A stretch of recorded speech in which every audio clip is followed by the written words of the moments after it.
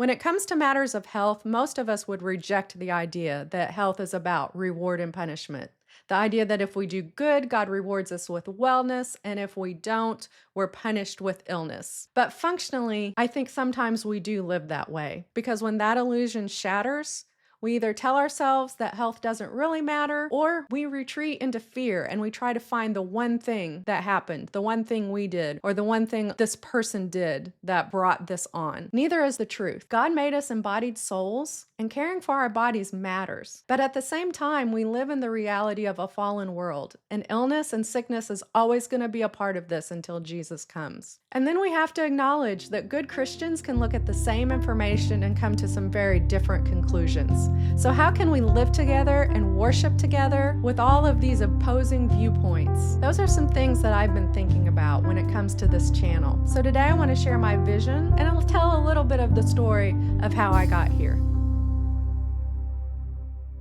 The only way I really know how to explain how I got here, how I got to starting this YouTube channel, starting this podcast, is just to tell my story. In 2004, I started a blog like a lot of other people in 2004. And that eventually led to the publication of my book in 2011 called The Organized Heart. And I'll get back to the book later because that does have something to do with this. But after I wrote the first book, of course, then you start thinking about the second book. I really want to write a book on hormones, just the way hormones affect our moods as women and how we can walk through that biblically. And so I started that book, but I never finished that book. Then 10 years ago, I went back to a traditional pharmacist job.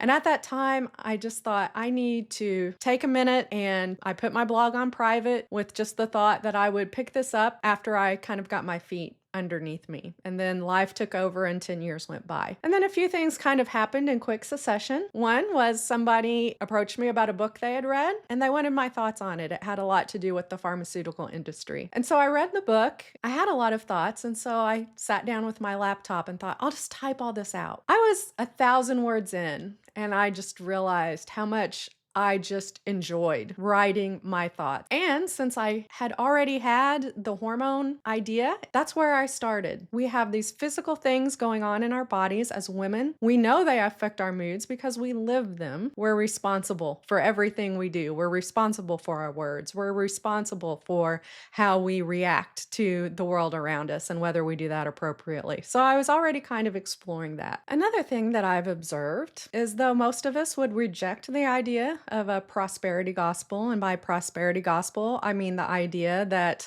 God rewards us with wellness if we do good, and he punishes us if we don't do good. We reject that. We know theologically that's not correct, but functionally, it's very easy to fall into that thinking because what happens when that illusion shatters and we hear, especially if it's an acquaintance of someone that got that tough diagnosis. But I think our temptation is to go through and comfort ourselves with why that won't be me because I don't do X and they do. We just need to be careful that that doesn't become something we cling to as our comfort rather than clinging to the sovereignty of God. Another thing that troubles me is something that I see that comes from what I'm going to refer to as traditional medicine, traditional healthcare. And what I mean by that are people like me. We work in the healthcare system. We, for the most part, agree with the guidelines as they have been written. What I don't see from people in those spaces that are visible on social media is an understanding and a respect for matters of Christian conscience. And what I mean by that, Paul laid out in Romans 14 situations where Christians can look at the same circumstances and draw different conclusions about what is right and how they are going to move forward. And so I don't think there is enough respect given for people that look at the same information and because of their conscience draw a different conclusion. The Bible is very clear that we need to honor those choices that other people make, even if we make a different one. Another thing that I think traditional medicine misses is that when people don't trust the FDA, when they don't trust the pharmaceutical industry, when they don't trust the information that they're given, they have some very good reasons for that. When we look back on the history of some of our pharmaceutical approvals, it is not exactly pure as the driven snow. Some younger people in the healthcare field are too young to remember things like Rezulin. It is a medication that I dispensed early in my career that has since been removed from the market. I personally believed that that the fact that the truth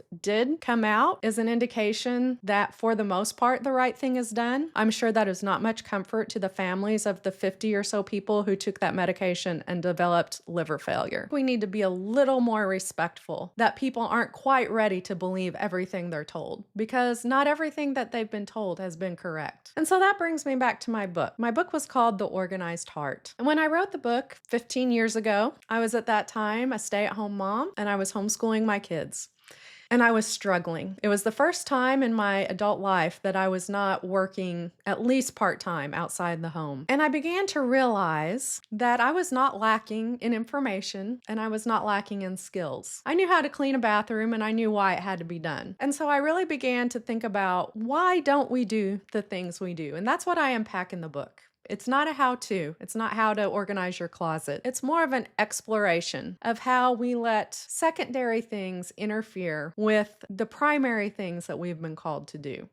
And the reason why I bring that up is because I think that applies in health also. I think for the most part, in most matters of health, most of us have a pretty good idea of what we need to do. And what I mean by that is we know we shouldn't smoke. We know we need to move our bodies. We know we need to rest our bodies. I think most of us know basically what a healthy diet is. Most people know that vegetables are good and you need to eat more of them. Most people know that fruit is better than donuts. And the reason why I know this is because when it comes down to it, most of us make better food choices for our children than we make for ourselves. And I don't mean to make this about eating, but that's just one example of how we know what to do, but we don't always do it. We're not always needing information. We're needing understanding of ourselves and our motivation. That's another thing that I think about, and I think it has a lot of applications when we talk about our health.